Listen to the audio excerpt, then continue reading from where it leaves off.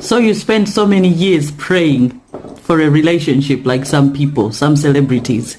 You look at them, they look shiny, all good, all nice, all kissy, all huggy, all loving. And you think that is it. And you've been praying on your knees, God give me a relationship just like Will and Jada. And you've been wondering why.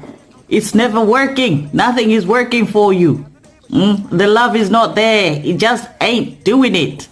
Only now do you realize you've been praying for something fake.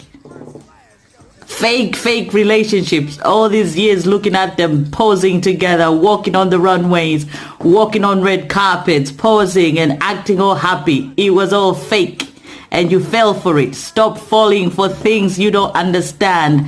Even if it looks glittery and bright, it might just be fake, like Will and Jada Pinkett Smith marriage.